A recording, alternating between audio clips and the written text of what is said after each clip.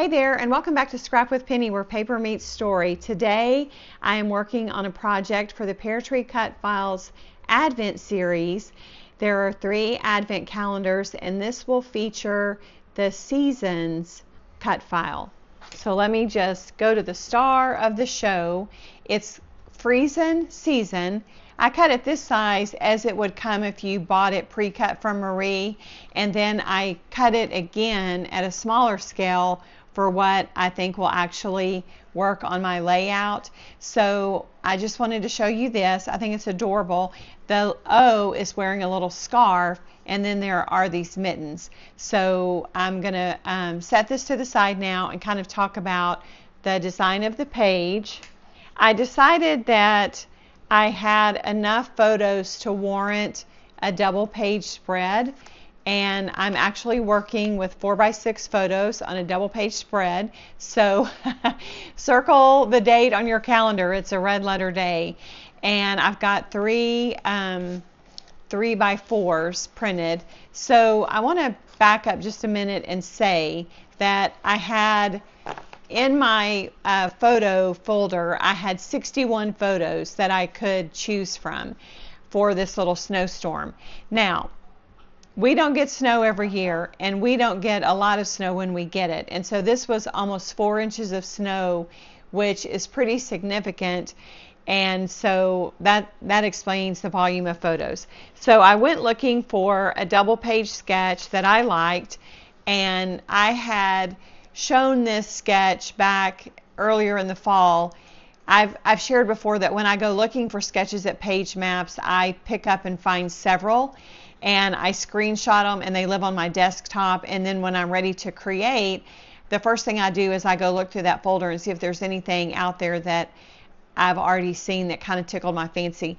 And I'm really interested in this sketch because guess what? It's 3 big blocks of paper. And I have a video on how to scale page maps.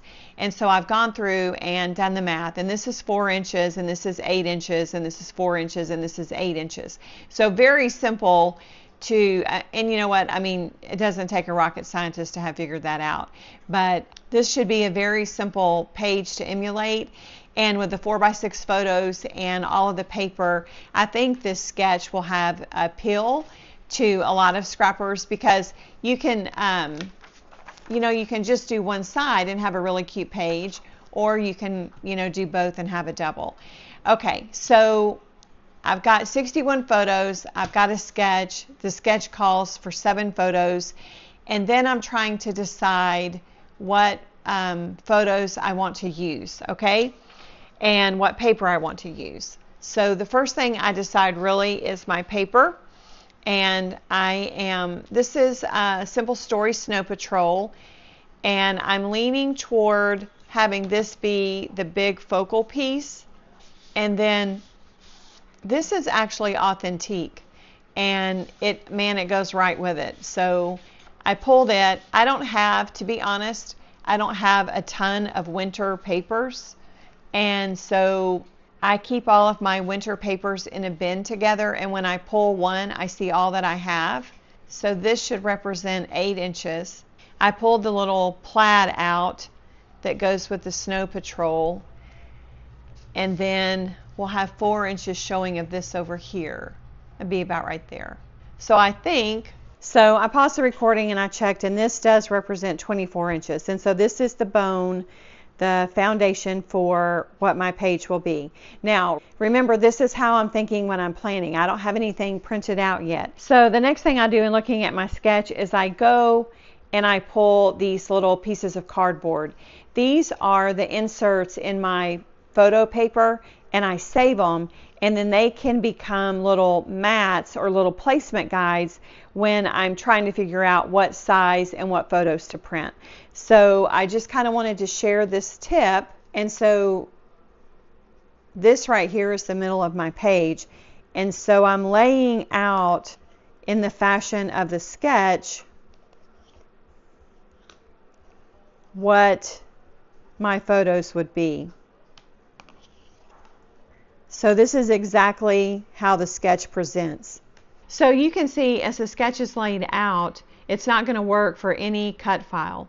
And so this is what I talk about photo arrangement replay, the scrapbook generation class, because you can say, okay, I've got this background, but I can move these photos around. So right away I'm thinking I can do this. I can get another horizontal, and then I have this space here for my title, and then on this photo I can go this way or this way. And this is then how I decide what photos to go print. It's also how I decide how big to cut my title. Okay, so on my photos, I started with what pictures did I have that would work for a 4x6 vertical, because most of my pictures are horizontal. And so I like those, and look, you can see the icicles on those. And then I look for pictures of the neighborhood, and I printed this picture because the snow is just starting to fall, and it's the biggest flakes I think I've ever seen fall here in North Texas. Or, I mean, let's be honest, this is the only place I've lived in the winter. So I wanted this photo of these beautiful large snowflakes, and I know that's what that means. You can also see it's at the beginning because the grass hasn't been covered yet. So I thought that since that's the beginning of the snow, it would go on the left page. And then I grabbed this photo of the girls, and that can go right there. And then I've got this shot out of the street going the other way. So these are the two directions. And then I went and I've got a screenshot of the weather forecast. Heavy snow forecasted. I mean, it never says that. But then as I look at this, the girls are running off the page. So I can totally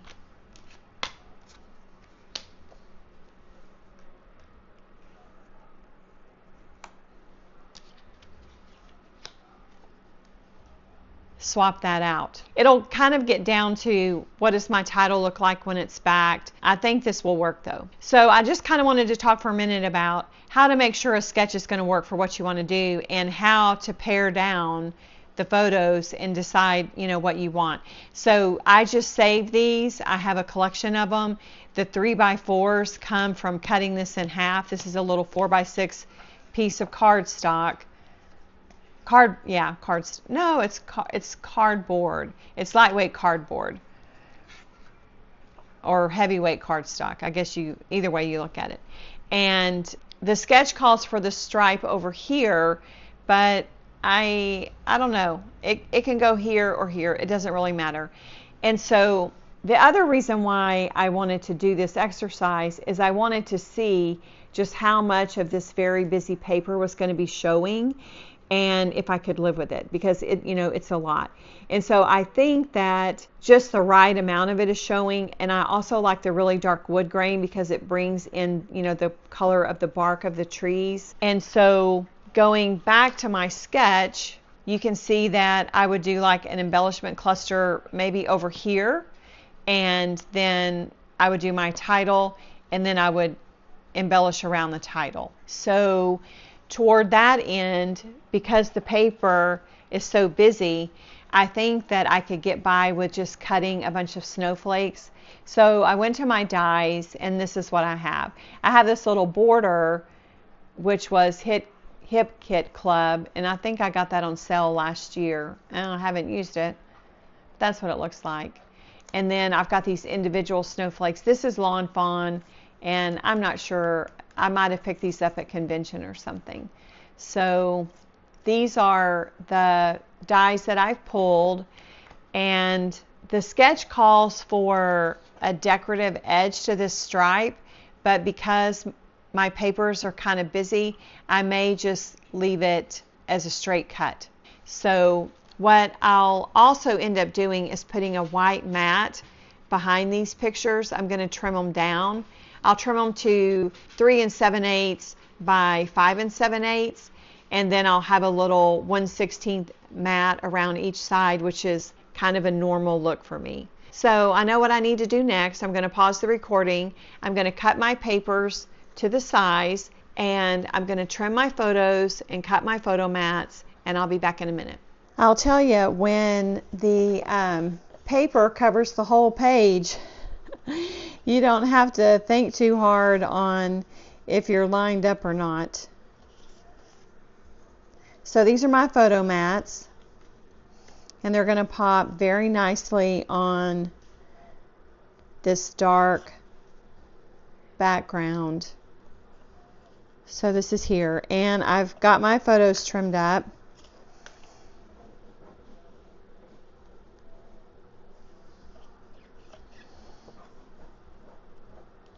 I probably should have just taped them down, but I want to get my title placement set.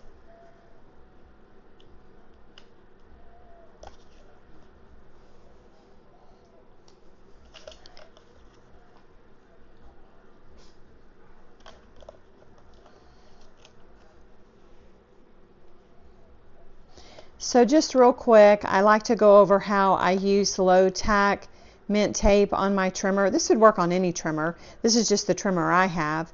So when I make my cut, I have the blade lower and I put the tape here, and then when I cut all the other photos, I come up against it, and that way it ensures that I'm getting the same cut on the photos. Now with this kind of photo placement, you're not looking at photos right next to one another that are matching, so there's a little more forgiveness, but it's just a little trick I do consistently. So this is the bones of our layout, and now I need to get that title off of the mat. I'll be right back. So I've got my file off the mat, and it's looking good right there. When I go to place it, I might come down a little more, or bring this photo up, something like that, or I could swap that. Just trying to make the most use of my space. Not sure which way I'll go. I don't like that.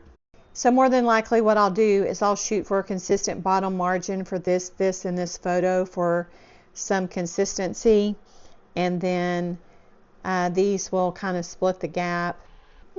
Maybe I'll keep them all the same. Maybe that's the way to go.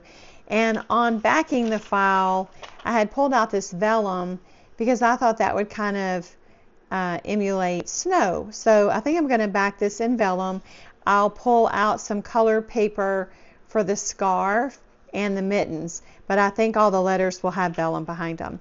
And then I pulled this. I wanted to show you. This is the little pack, the envelope that your photo paper comes in, and each envelope has 2 of these, and so I just save them and recycle this part. I think to keep my progress going, I should go ahead and tape down my photos. And the one thing I was wondering was, should I repeat the plaid over here? And I think I'm going to, so I'm going to cut another little strip of plaid and bring it over here. So I got out my Misty, and I've shared before that I got this when Nicole McGork was promoting them on 2Ps for using on, well, when she was promoting stamping on layouts. And so then in 2020, I added the acrylic corners that I grabbed off of Etsy. And since I've got a different margin up here from the top to the side, I used a magnet to stabilize it. Then I'll just come right down here and I'll put my next photo mat down, and then I've got consistent margins. So then my next one will go right here,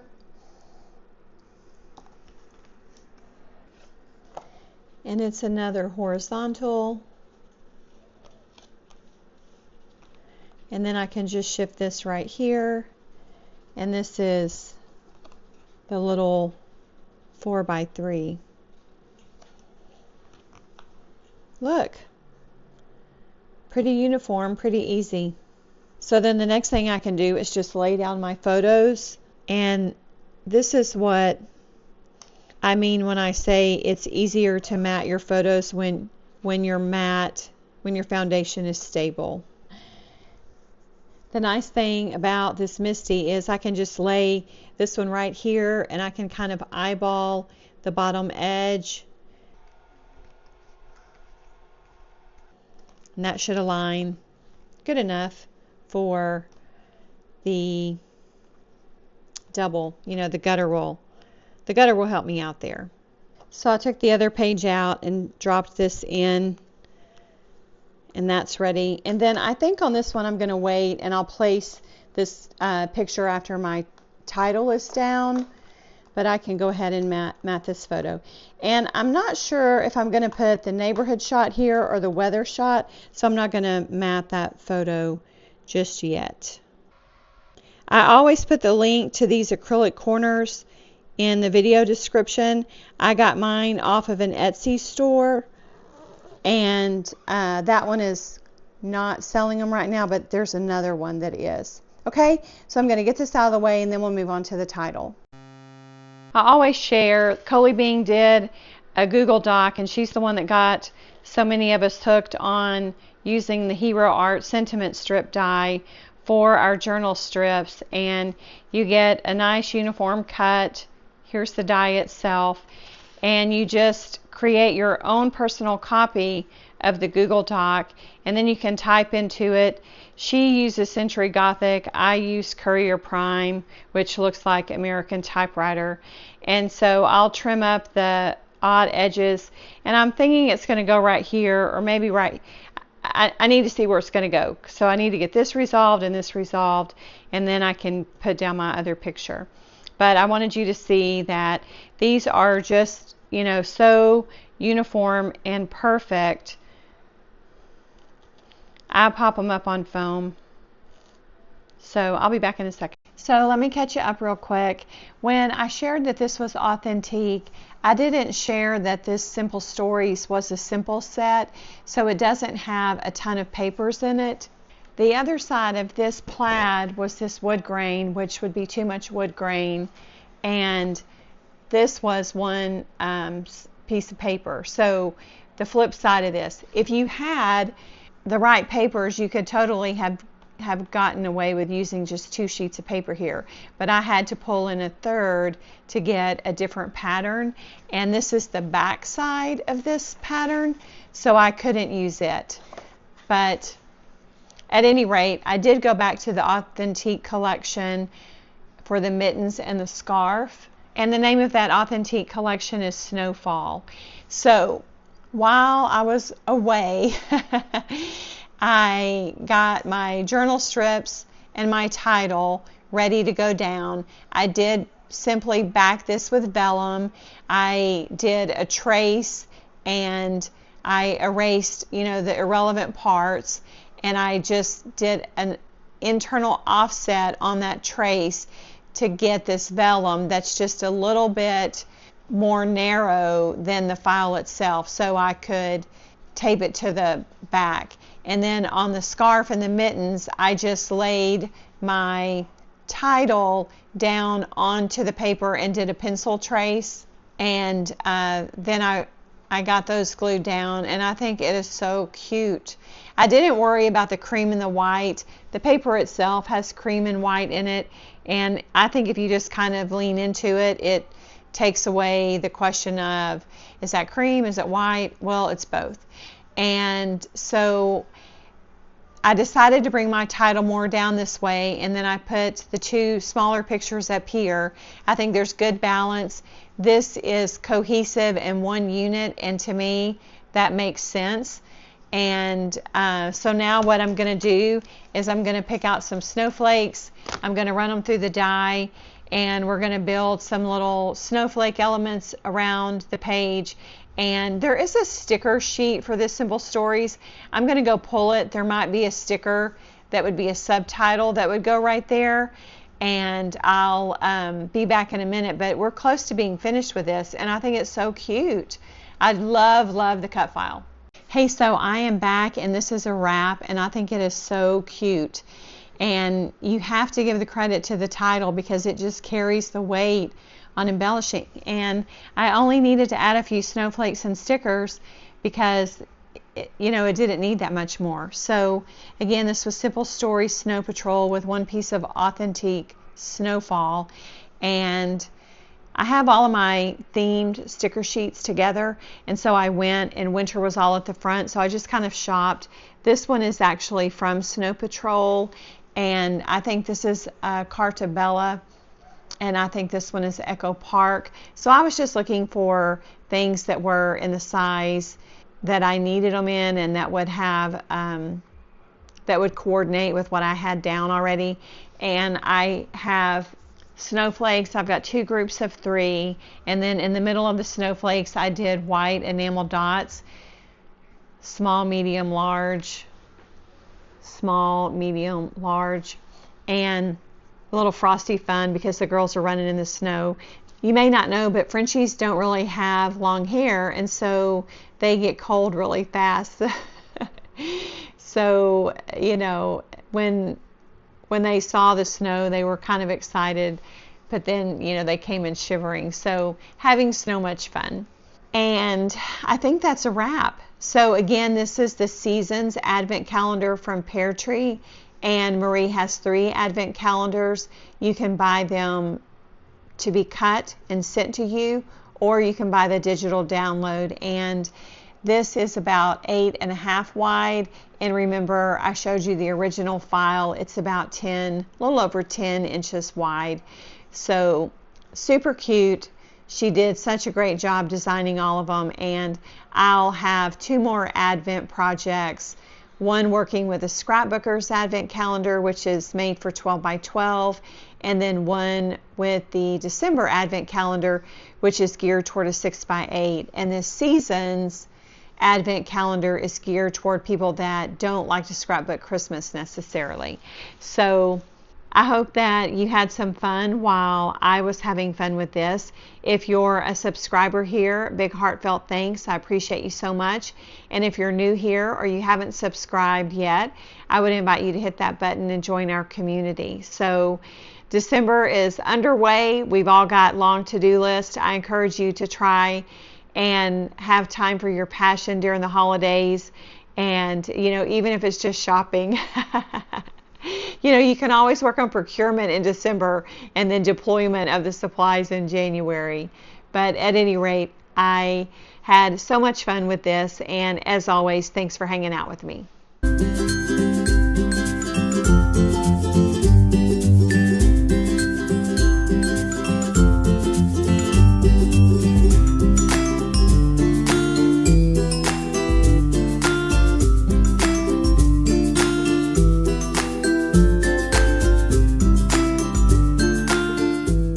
Thanks so much for hanging out with me today. If you enjoyed this video, don't forget to give it a thumbs up, leave a comment, and hit that subscribe button so you don't miss a thing.